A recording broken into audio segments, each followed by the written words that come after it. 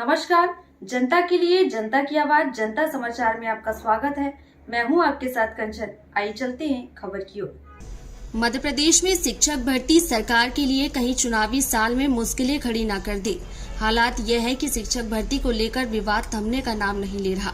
उच्चतर माध्यमिक शिक्षक भर्ती की बात हो या माध्यमिक शिक्षक भर्ती की या फिर प्राथमिक शिक्षक भर्ती की, सभी जगह युवा अपने आप को ठगा महसूस कर रहा है। यही कारण है कि आक्रोशित युवा प्रदर्शन करने को मजबूर है। आज राजधानी भोपाल के नीलम पार्क में मध्य प्रदेश शिक्षक पात्रता परीक्षा 2023 की पात्रता पद्धति को लेकर समस्त युवा ने शांतिपूर्वक आंदोलन किया। उनकी मांग है कि अनारक्षित वर्ग के लिए अंक 50% और आरक्षित वर्ग के लिए 40% का प्रावधान रखा जाए, जिसका स्पष्ट उल्लेख नियम पुस्तिका के प्रश्न क्रमांक 6 पर लिखा गया है। सभी ने एक ही मांग को लेकर ज्ञापन मुख्यमंत्री शिवराज सिंह चौहान के नाम सौंपा और आग्रह किया है कि समस्त मध्य प्रदेश के बेटे और बेटियों और उनका परिवार सदा आपका आभारी रहेगा, अन्यथा हमारी मांगे पूरी नहीं होने पर सरकार को 2023 के चुनाव में इसका भुगतान भुगतना होगा।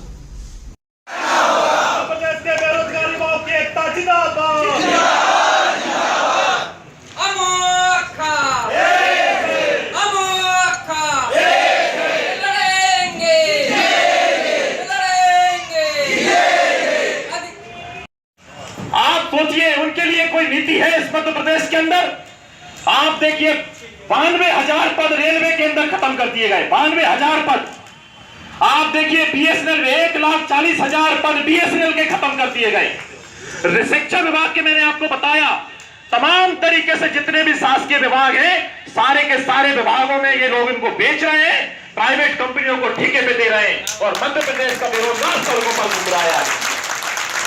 साथियों, आज एक लोकतांत्रिक सरकार वो होती है कि जब नौजवान आए कोने कोने से, आप प्रतिनिधि हो, कोई विदिशा से आया, कोई भोपाल से है, कोई रायसेन से है, कोई इंदौर से है, कोई अलीराजपुर से है, तो सरकार की जिम्मेदारी बनती थी, हमारे युवा जो नए वो बने हैं, युवा अध्यक्ष बने, उनकी जिम्मेदारी बनती थी, यहाँ के किसी मंत्री की जिम्मेदारी बनती थी, जहाँ पे आके बैठते और संवाद करते कि भाई क्या दिक्कत है, बताइए आप हमें। जी, मेरा नाम प्रीति पटेल है। मैं सैडल संभाग से बिलोंग करती हूँ। मैं वहाँ से चल के आई हूँ और हमारे बहुत साथीगण भी आए हैं। हमारी एक ही मांग है, हम शांति तरीके से सरकार से कहना चाहते हैं कि पात्रता परीक्षा में भी 40-50 करके और हमें मेंस में बैठने का मौका दिया जाए, जिस तरह मेंस की रूल बुक में 40 और 50 का रेशियो दिया गया है। तो वरना हमारी मांग ऐसे ही जारी रहेगी और लगातार हमारे साथीगण जो आज नहीं पहुंच पाए हैं पहुंच रहे हैं और आने वाले दिन में लगातार हम आंदोलन करते रहेंगे और हमारे साथीगण यहाँ आते रहेंगे। यहाँ पर मध्य प्रदेश के हर जिले के शिक्षक पात्रता परीक्षा के अभ्यर्थी आए हुए हैं और मांग एक है कि सरकार ने अभी जो भर्ती निकाली है पात्रता परीक्षा, उसमें जो पात्रता परीक्षा में त्रुटियां हैं उसको संशोधित करने के लिए हम लोग लेकर आए। अभी उन्होंने प्री और मेंस के अंदर जिस तरीके से नियम बनाए कि प्री परीक्षा जो होगी उसमें 60 और 50% जिनका आएगा उनको इंटर किया जाएगा। हम इसका विरोध कर रहे हैं क्योंकि जब उन्होंने मेन पेपर में 40 और 50 रखा है तो प्री में 50 और 60 क्यों रखा है? तो हमारी मांग है यहाँ पर कि जो हमारी आरक्षित सीट हैं उनको 40% और जनरल कैटेगरी को 50% किया जाए। इस एक मांग को लेकर हम मध्य प्रदेश के राजधानी भोपाल में आए। मध्य प्रदेश के कोने कोने से ये छात्र यहाँ पर आए और अपनी आंदोलन यहाँ पे कर रहे हैं, मांग कर रहे हैं। कितने लोग यहाँ पे आए हुए हैं, कहाँ से आए? सैकड़ों की तादाद में लोग आए हैं। विदिशा, भोपाल, रायसेन, जबलपुर, पूरे मध्य प्रदेश के अभ्यर्थी प्रतिनिधि यहाँ पर आए हैं। और मांगे पूरी नहीं होती ना फिर ये धरना चलेगा, ये रुकेगा नहीं। जब तक मांगे पूरी नहीं होगी हम लोग लड़ेंगे, संघर्ष करेंगे।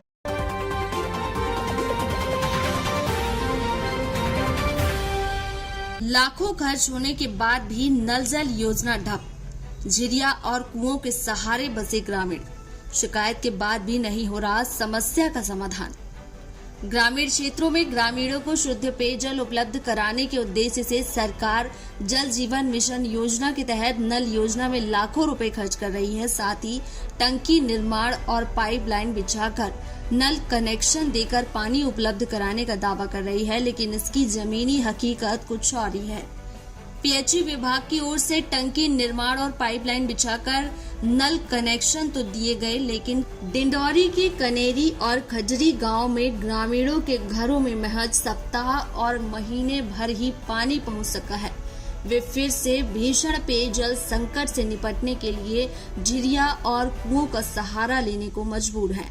अब पीएचई विभाग के अधिकारी ऑपरेटर न होने और ग्राम पंचायत की ओर से योजना हैंडओवर न लेने का रोना रो रही है। मेदवानी विकासखंड के कनेरी ग्राम पंचायत के पूर्व सरपंच फूल सिंह कुर्राम और ग्रामीण पंखी बाई बताती हैं कि 1 साल पहले ही गांव में नल जल योजना के तहत 84 लाख की लागत से पानी टंकी निर्माण पाइपलाइन बिछाकर 269 घरों में नल कनेक्शन दिए गए थे, लेकिन पिछले 9 महीने से नल योजना बंद पड़ी है।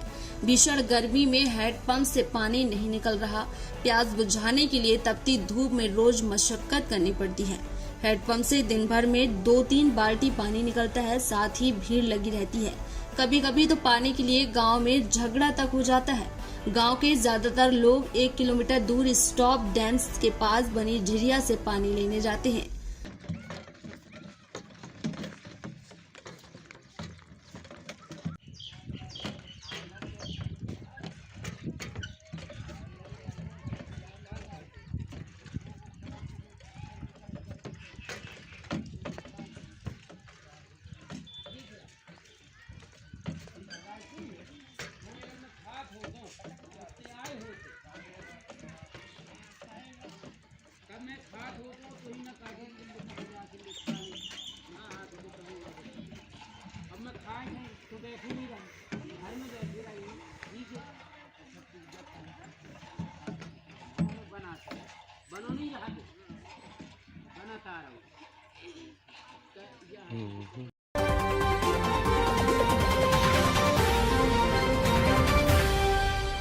अचानक ही लगी कार में आग। राजधानी भोपाल के तलैया थाने के बाहर खड़ी एक कार में अचानक ही आग लग गई। इस दौरान धमाका भी हुआ। कार कुछ ही देर में पूरी तरह से जल गई। मंगलवार दोपहर तक पुलिस कार मालिक का पता नहीं लगा सकी। मामला देर रात का है। आग कैसे लगी यह स्पष्ट नहीं हो सका। प्रत्यक्षदर्शियों का कहना है कि आग लगने से पहले कार में जोरदार धमाका हुआ। इससे राहगीर सहम गए। संभवतः कार में गैस की टंकी होगी। कार भी काफी पुरानी थी, जो थाने के बाहर ही खड़ी थी। आसपास के लोग आग पर काबू पाते उससे पहले वह पूरी तरह से जल गई। इस मामले में तलैया टीआई राकेश साहू का कहना है कि गाड़ी थाने के बाहर कबाड़ में रखी थी। गाड़ी का मालिक कौन है, किसकी गाड़ी है, यह पता नहीं चल सका।